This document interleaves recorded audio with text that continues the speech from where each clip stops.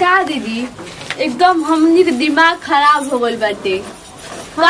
हमनी के मरद के देखी हाथ ना बड़का रेलवे में नौकरी लागल बाटे आ हमनी के कहा माटी के घर में बैठ के ढंढना तनी जे ओ जे बानो तो ई बनवा लियल जी। एक तो दानापुर में जमीनो लियल बाटे तो वो बनावे ने खन से बुढ़ाऊ बुढ़ाऊ खाली गांव कर मती में रहेला, खाली उल्टे सोच रहेला, खाली कहेला ना कि ना देहात में रहल जाला, गांव में रहल जाला। अरे गांव में हमनी के आज तक रहबे ना करी जा, आज कौन से गांव में रह के तो हमनी के दिमाग का मियाज एकदम उबिया गइल बाटे। ना भइल त बुढ़ऊ जाऊ न दिए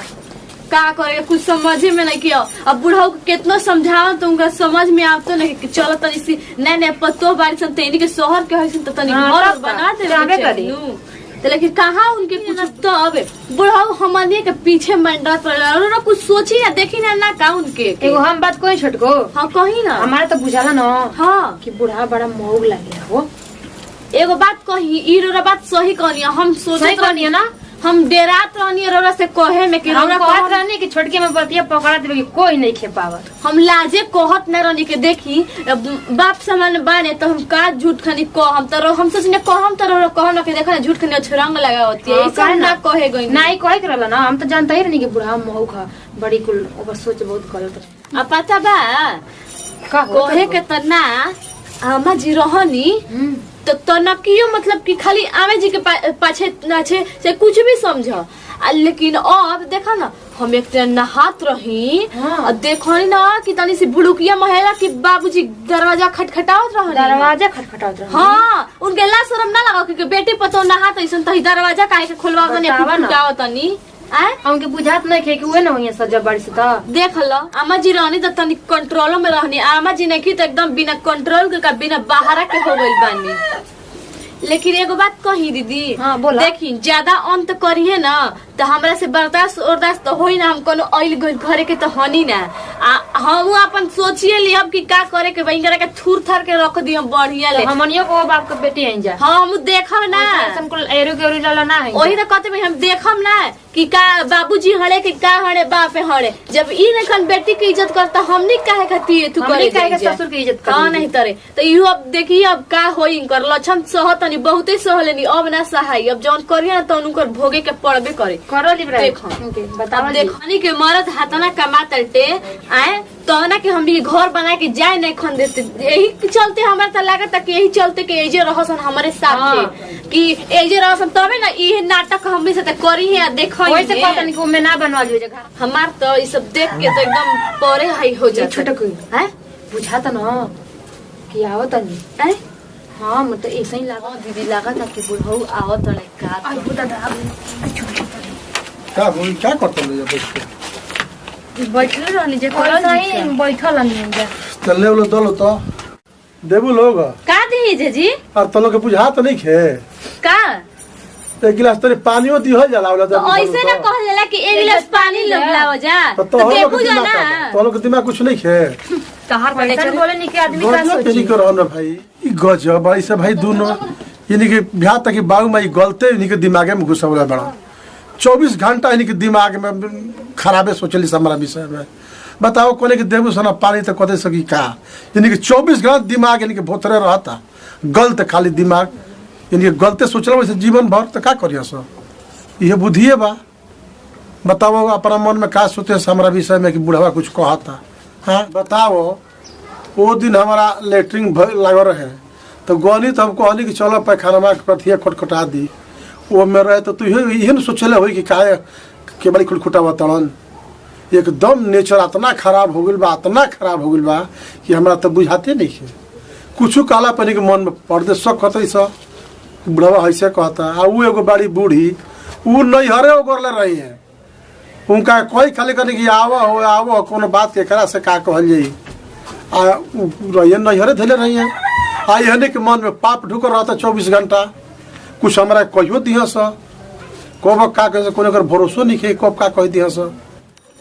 का जाने का देरी कर से पनियो ले में हाल भइल नहीं ऐसे ही पानी दिया जाला तका मुंह में पियावल भाई हाल नहीं धर ये तो गुड़ ना रहला ऐसे लगे टिक गेलो लोग लाके गुड़ देला रहनी का कि गुड़ ना रहत आवत तनी कहे रानी आवनी है एक तो बेशरम वाला काम कर तनी अच्छे से रही फिर तालो के दिमाग डिस्टर्ब भइल हां हमने के दिमाग डिस्टर्ब रौरा करके रखत तनी हम- जौन की हमार मर्द हतना कमाताटे उ कहत ताटे कि घर बना के तो घर नहीं बनाए दे काहे नहीं बनाए काहे नहीं के जाए काहे घर बनाओ दिया एक तरह बेसरम वाला काम करत तनी और तनी ऊपर ले हतना बोलत तनी रौरा कैसा आदमी बानी बेसरम काम ची बेसरम का कंपनी है का नहीं करी है हम नहात रहनी तो बाथरूम काहे खुट करावत रहनी अच्छा रहती तो खुट करती ना बस सोच ले दिमाग पनो सोच ले हमरो तो लग रहे लेकिन तो जा खुद तो लगनी तो खेते ना चल जेती तार दिमाग एकदम मन ऐसा ही नर्वस रहे तो लोग गलत सोच ले दिमाग लोग नर्वस रहेला तार माइयो ऐसा ही घमंड करी तो हम ही तुर ले रहनी बुझाई का तुर रहनी हां उहे घमंडा बा उनकर चूर कलरी हम आई रौरी भी आदमी हमार बाई के घमंड चूर करी रौरा के हनी आ तोहरो घमंड भइल बानू तो तोहरो घमंड चूर हम ही कर बुझली अरे जाई ना रौरा से आदमी कोई के घमंड चूर ना करी भाई- जबकि हमार मर्द इतना अच्छा रहते हुए रौरा के चलते है जबानी ये तू सोच ही भइल बड़ मर्द वाला पहले हमार लइका हो एकर बाद आर मर्द भइल बुझाइल पहले हमार मम्मी जी नैहर गइल बनी उनके पे इतना ताव दिखावत रहनी अब आईनी हमनी पे ताव दिखाए भगारे आए तमनी कोनो औरा घरे के ना हनी जा कि रौता सहत नहीं जाता तारा सहत के जिंदगी बुझा तारी कोई सारा घर के तू हऊ ऐसा बात नहीं खे कितना तारा के लिखिए हम बुझा अच्छे घर के बनी जा तार माइयो अच्छा घर करली हम जानत तनी सब हमार माई पे मत ही घूम फिर जाई के ना। समझ में आइल हमरा खानदान से नहीं खिजत के रौरा हमार माई पे जातनी हां तो तब काहे से बतिया कलू हो तार का कोई नहीं हो रौरा से बोलले बेकार बाटे छेछड़ आदमी से तार दिमागे एकदम भूसा घरल बा तार दिमागवा में बुझाइल हमनी की ना रब नेचर में ऐसन बना के जौन की घुमा देले का बाटे तारा के कोई रह का कुछ खोज गई ना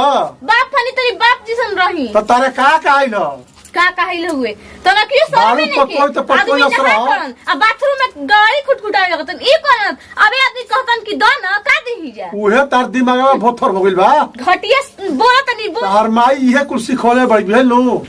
आ उहे सीख के तू सोचत चल बात के बताओ हमारा इलेक्ट्रिक लत जाके हम के खोले के हुआ कि ना अच्छा खेतवा पर धरवा नहीं खे कि जौन की घर में नया पत्तो बाड़ी सन त लाइटिंग में जतनी हाँ, जब तो- जानते भाई कि दूध को पत्तो में सब कब कौन तो गए बधार दूर न रहल हमरा ला तो कोने के इजे मैदान होली तो दूर का दिक्कत रहल होला तो घर में एथु कर देती दूर रहल तो तो तारा दिमाग में भूसा गेल बा कि हमरा खोला तो हमरा के देख के खोला तो नहीं हमें का कची अरे पानियो के त कहिए देनी है दीदियो तो ऐसे रहनी है कौन कह कि हम ही कब का मत कर देते बकुलिया नु अब ये सोच को दी बकुलिया तो बकुलिया का करे ऐसा बकुली कोई गोई नहीं देख ले बनी हमनी घर ना रहे का ऐसा तो बकुली नहीं खुद देखल नु जाय घर लेके चली जानु तो मेहरा लो डर ढुजा लो घर में जे घुसे तो की बुझ लिया। घुसा नहीं हमनी नेता आदमी ना डरे ऐसा बकुली तू का डरे बुझ तारा माई के तू का डरे बुझ सुनी कहते बनी ना कि अभी जमाना संभाल के बती है बार बार माई पे मत जाई माई कहलू हा तारा माई के छतिया पर कूद के अथी कद बुझली हा और रौरे हिम्मत बाटे हमार माई की छतिया पे कूदे खाती हमार माई रौरे छतिया पे मूंग ना दर दी उहे न कहता नी आ उहे ना तारा बाबुओ के देख ले अरे हमार माई बाबू के नाम मत ली ना तो कहते आई बनी बड़ो कि घर ठीक ना बिगाड़ होई हमर घर बिगाड़ तरू रात घर एको के बिगाड़ बिगाड़ तरू अपन लड़के रौरे हाँ? घर बिगाड़ तनी मौग बन के ही है देखो मार के फाड़े देबा भाई ज्यादा हमारे बच रहा सब अभी मार के फाड़िए देबा भाई बुझ लिया हमारे के मत चिल्लाई फाड़ बनती अधिका बोलो आओ तो मिनरिया तमाशा करे बड़ो आवे नइखी ब्रत के केहू कहे कि पतोहिया के बोलत ला मारता है हां मार के फाड़िए दे बोलो जत्ता ने के बस खबर तो हल बड़ो हां रौरे के घर में चुरा गइल फिर बोलते भाई चुप रही मम्मी जगनी ई का है कर जत अरे देखो तो रही गोला तमाशा मम्मी जी तब तक तमाशा कोई नहीं करो नेचर बहुत अच्छा बनू ऐ सब नहीं हम बाथरूम में नहात रहनी त का जरूर के बाथरूम में कवाड़ी खुटखुटाए के कैसे ही हमरा काम कर बेटी पोतो साथे ना रहला पा हां अबे तो कहाँ तो से दिमाग मिले पर हो गई देखो ना, ई कौन तू समझलू हां का समझी ऐसे झूठ बोलिए सर कि सारा सर झूठ पर देखा दिमाग हाँ। एकदम खराब हो गइल बा हमने के हमरा पागल लागल बन लेटिन तो करे के हुबा के खुटखुटौरिया तो कहता कि हमरा के देख खुटखुटा होता है तो रब जा मैं तारा ही विश्वास में सर काम कर सकता नहीं रोना काम ना कर सकिन लेकिन इनके का से कहत रही सर लेकिन नेचर एकदम खराब हो गइल बा जैसे खराब- आ साथ साथ हमरा परले हो गइल बा जब मम्मी जात पनी के घर में दुगो पत्तो बैठन त का जरूर बाटे घर में लैट्रिन गइल के बाहर नहीं के बताओ खेल तो। खाली बहरिए चल को रही थी अरे तो हमरा लागो ला कोस के तब कैसे जाई हो जा बाधारी बात हजे ही बताओ लोग और कुछ कहला नहीं है के आते आते पहिले कहतनी ना दे बुझे ना त का दे बुझे कहनी है त देखा नहीं के कहनी दिमाग में पानी बहाना मारतनी पानी के देवे के काय कुछ सुनो अरे हम मोइनी है तो जब बैठल रही रहल ना रहल ससुर तो कहले बराबर का बाटे। 10 अरे लोग पानी उन 10 तो कुदा तो काय कहती दा तो नु का पहिले कसन देबो सन ना बाद में कहनी के काची देवे के त कहनी के पानी ना सन तो का कोई ना कोई पानी लेके 10 ना मांगे कि 5 10 बाद में कहे आदमी ना कह के पानी लेके दसन कि पहिले दे बुझे कहे हमार समझ में नहीं आवत कि तोर बात सही बा कि यहाँ के बात तो दीदी सही के बाटे। पूछ मन तारा ही विश्वास बा कि हम सही गलत बात काम कर सकिला। अगर सोच ली अगर सच बात हुई तो समझ ली कि राउर हम का करब। तो सच होई तब नो कहा तो बराबर की नजर खराब है कर। ई बताव कि तू नैहर से अइलू हा यानी कि बुझाई लगे गोद हो या पानी लेके दी। हाँ ये तो बात सही कहत है। ये बात मम्मी सुनी गलती का सही का सब पता चल जाई। अबे लड़ाई झगड़ा होत रहल तो अबे का चीज ओरा क्या होते तो पानी और तो हमार माई पे चल रहनी कि तोर माई के हई कर देम हौ कर देम सुधार दी हम हई कर दी ये के सुधार तो ई बताव कि हमरा का पार पर तोर नजर खराब बा तो ना कोई तोर माई बहुत सिखौले भाई हमार है माई के इतना खराब बात तबे न कहतड़ी सन। और तोरो विश्वास होके लागल।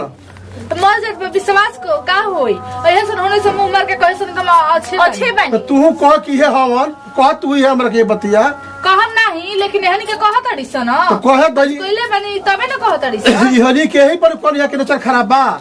पानी मांगा तो कहते से कि हमरा के मांगत तड़न। अब क्या करे मांग बोला तो तू नहीं खुद ही नहीं सर मांगो अब कि दो तू होनी को झूठ मूठ के बेकार में तू होनी के सोचत और सन गंदा संदा हमने कहा गंदा सोच जाइए ना गंदा सोच के बोल रही है तो बात ही अलग बात है। अच्छा ही बताओ सन हम जियत न देई हमरे बुढ़वा के दुख देता सन अगर मर जीत हमरे बुढ़वा के हमने कहा कि कोई के दुख देबे जाइए हमने के घर में दुख बा ना रहे तो इतना डंका बच तू गई फटफट नहीं हरब चले तर कोनो बात का करी जी गोई रही तो शादी रही तो जाइबे न जब दुख बाटे तो हमने ये कह देबो आदमी का हमने के अपन घर जमीन जहां मिलल बाटे ओजे लेके चल तो ये तो कोरिया से हमरा के बताओ बा अब तोनी के कहानी समझ में आ गल तोनी के का कहल चाहत अड़ू सब सब बताओ सन कि हमरा अलगा और रहे बुझाई नील का कहतई स कि ना रहियो से घर में अलगा रहे के बा हमनी के तो हम लोग के बोझ बाजा कपार पर बोझ बन के बाड़ जा हमनी के अलगा रहे हई तो और लड़ती है तमाशा कोले भी है। हां हम तब कम से ये लड़की में कम से तोरो तो बड़की सोचे के चाहिए। अब का करिए बाबूजी ऐसे बोलते बनी तो बोली ना। बाबूजी इहो बोलत कहे नहीं। लागल देखो हाँ तो देखा नु। जहाँ रही तो हम सिखेबे ना करी जैसे हम कहीं कुछ सिखा इहे कुल सिखावत है घर बिगाड़ती है सब। अभी सुना सन अभी तो तू का कले अभी तोरा जबान से का निकलल है कि हाँ हमने के बेकार और का कहबे करी हां कि हमने के दुआ ज्यादा हो गई है तरोरे सब पे ज्यादा हो गई तो हमने के ज्यादा हो गई है इसलिए हमने कैसे निकलो, में लहसुन समझ में आ गल तो उनके का चाहत अड़ू सरे समझलू सन बाहरे आदमी बेटा पत्तो ही कोख में 9 महीना बेटा के जन्मावत हते कि बेटा पत्तो ही आई त करी देख लई ही हमनी के बूढ़ा बूढ़ी के ये दे दर्शन एकोरो इहे बतिया होई एकोरो बेटा बेटी वैसा ही करी करबे कर वैसा ही करी जैसा तब एकरा बुझाई कि हां का कहत रहनी छोटकी कि बूढ़ा जब बुढ़िया है ना तो पलट जिन बूढ़ाऊ तो कोई बतिया ना ना मरली। चलेगा हमनी के अपन ओजे दानेपुर में फ्लैट लेके ना रहल जी कौन जरूरत बा कैसे माटी के घर में रहल जी इतना बातों सुनल जी चली मिल के हमनो करहल जी। देख ली जमाना देखी हम तो सोचलू ना रहे कि ऐसे बड़की छोटकी करिया सन बाहर यानी कि आवते तो मर्द वाला कहाय लागत अड़ी सन हमनी के बेटा पोस पाल के करने जे हमनी के बेटा ना हड़स ई बताओ देखलो अपना सामने नो वो तो हम अगर ई घर के बाहरी जाई बात